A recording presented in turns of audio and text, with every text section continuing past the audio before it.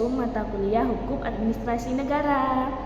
Dengan saya Dika Sukma Dewi Chandra dengan NIM 11230023. Dengan saya Wulan Suci Ramadhani dengan NIM 1112300012. Yang pertama ada pengertian hukum administrasi negara.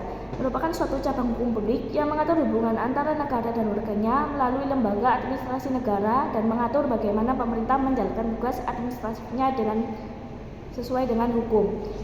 Yang kedua, hukum administrasi negara sangat penting untuk menjalankan fungsi administrasi negara dan mengatur hubungan antara pemerintah dan masyarakat.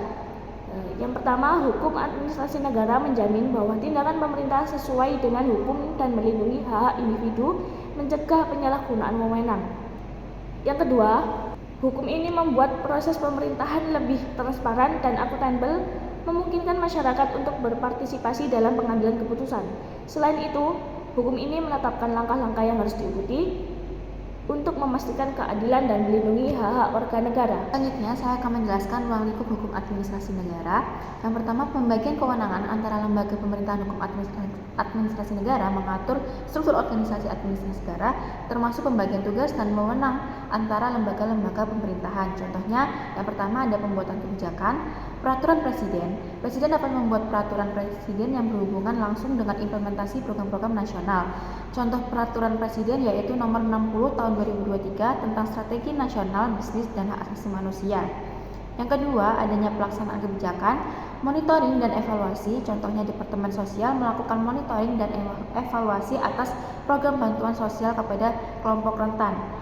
Yang kedua, yang B, hukum administrasi negara Indonesia dirancang untuk menjaga supremasi hukum, transparansi, akuntabilitas, serta struktur organisasi yang jelas. Hukum ini memastikan bahwa tindakan administrasi negara dilakukan dengan adil, transparan, dan bertanggung jawab. Dengan demikian, hak-hak warga negara dijaga dan dilindungi atas tindakan sewenang-wenang pemerintah. Selanjutnya, hukum administrasi negara dirancang untuk menjaga supremasi hukum, transparansi, akuntabilitas, serta struktur organisasi yang jelas. Hukum ini memastikan bahwa tindakan administrasi negara dilakukan dengan adil, transparan, dan bertanggung jawab. Dengan demikian, hak-hak warga negara dijaga dan dilindungi atas tindakan sewenang-wenang pemerintah di tingkat atas. Selanjutnya, yang ketiga, sumber hukum administrasi negara. Yang pertama, contoh hukum tidak tertulis yaitu norma sosial seperti sopan santun, tata krama, dan norma yang berkaitan dengan kehormatan dan martabat manusia.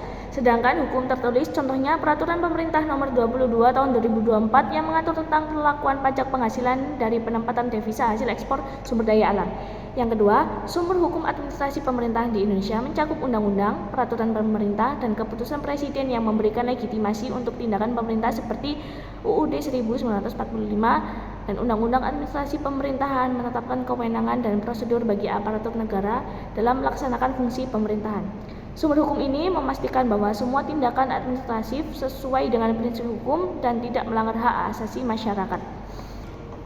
Yang selanjutnya ada prinsip-prinsip hukum administrasi negara.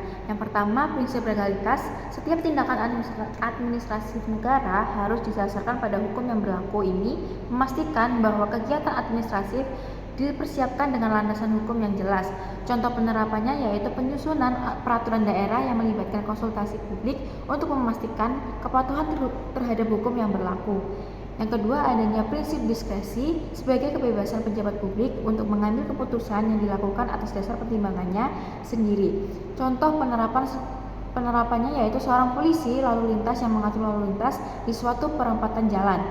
Yang ketiga, adanya prinsip akuntabilitas. Pemerintah harus bertanggung jawab atas tindakan dan keputusan administratifnya. Pemerintah harus dapat dipertanggungjawabkan kepada publik melalui proses pengawasan internal atau eksternal. Contoh penerapannya yaitu mekanisme pengawasan seperti audit oleh BPK bertujuan untuk memastikan bahwa pejabat publik bertanggung jawab atas tindakan mereka dan mencegah penyalahgunaan wewenang. Yang keempat, adanya prinsip transparansi, keterbukaan dan aksesibilitas informasi publik yang memungkinkan masyarakat untuk memahami proses pengambilan keputusan, kebijakan, dan anggaran pemerintah. Contoh penerapannya yaitu mempublikasikan laporan keuangan dan kegiatan secara terbuka sehingga masyarakat dapat mengawasi penggunaan anggaran dan kebijakan yang diambil. Yang selanjutnya ada hubungan hukum administrasi negara dengan hukum tata negara. Yang pertama, perbedaan hukum tata negara mengatur struktur dan fungsi lembaga negara serta hubungan antar lembaga berfokus pada prinsip-prinsip konstitusi dan kewenangan lembaga dalam keadaan diam. Sedangkan hukum administrasi negara mengatur pelaksanaan tugas pemerintahan dan hubungan hukum antara pemerintah dan masyarakat berfokus pada tindakan administratif dalam keadaan bergerak. Mengenai keterkaitan keduanya, saling melengkapi hukum tata negara, memberikan kerangka hukum, sementara hukum administrasi negara mengimplementasikan kebijakan berdasarkan kerangka tersebut. Contohnya, keputusan lembaga negara yang diatur oleh hukum tata negara harus dilaksanakan sesuai dengan prosedur yang ditetapkan dalam hukum administrasi negara, seperti dalam pengambilan keputusan administratif yang berkaitan dengan pelayanan publik. Contoh keterkaitan dalam pengambilan keputusan hukum tata negara menetapkan kerangka hukum bagi lembaga negara, sedangkan hukum administrasi negara mengatur prosedur pengambilan, misalnya keputusan pemerintah untuk mengeluarkan izin usaha harus mengikuti prosedur yang ditetapkan dalam hukum administrasi negara, mematikan transparansi dan akuntabilitas. Selanjutnya, ada fungsi dan peran administrasi negara. Fungsi administrasi negara sebagai pelaksana kebijakan, pembuatan peraturan pelaksana, dan penyedia layanan publik. Yang pertama, pelaksana kebijakan. Administrasi negara menerjemahkan kebijakan yang ditetapkan oleh pemerintah menjadi tindakan nyata, misalnya dalam program pembangunan infrastruktur. Administrasi bertanggung jawab untuk merencanakan, melaksanakan, dan mengawasi proyek tersebut agar sesuai dengan tujuan yang ditetapkan. Yang kedua, adanya pembuat peraturan pelaksana.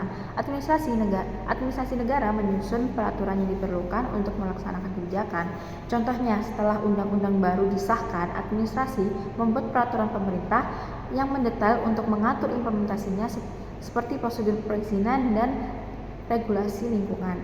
Yang ketiga, penyedia layanan publik. Administrasi negara berperan dalam memberikan layanan kepada masyarakat seperti pendidikan, dinas kesehatan, menyediakan layanan kesehatan dasar pada masyarakat sesuai dengan kebijakan kesehatan nasional. Contoh peran administrasi negara dalam penerapan hukum di sektor-sektor seperti pendidikan, kesehatan, dan infrastruktur. Dalam pendidikan, administrasi negara bertanggung jawab untuk merumuskan dan melaksanakan kebijakan pendidikan termasuk penyusunan kurikulum, penganggaran, misalnya Kementerian Pendidikan Nasional, dan menyediakan dana untuk pembangunan sekolah itu. Yang kedua, adanya kesehatan. Dalam sektor kesehatan, administrasi negara mengimplementasikan kebijakan kesehatan melalui penyediaan layanan medis dan fasilitas kesehatan. Contohnya, pemerintah daerah mengelola rumah sakit dan puskesmas serta menerapkan program imunisasi yang sesuai dengan regulasi kesehatan nasional. Yang ketiga, adanya infrastruktur. Administrasi negara merencanakan, menganggarkan, dan melaksanakan proyek pembangunan jalan, jembatan, dan fasilitas publik lainnya. Misalnya, pemerintah daerah bertanggung jawab untuk memastikan bahwa proyek infrastruktur jalan sesuai dengan rencana pembangunan jangka menengah atau RPJM dan memenuhi kebutuhan masyarakat. Dan yang terakhir, ada tantangan dalam pelaksanaan hukum administrasi negara. Yang pertama, birokrasi yang lambat. Proses administrasi seringkali terhambat oleh prosedur yang berbelit-belit dan kurangnya sumber daya manusia yang kompeten, sehingga memperlambat pengambilan keputusan. Yang kedua, ada penyalahgunaan wewenang.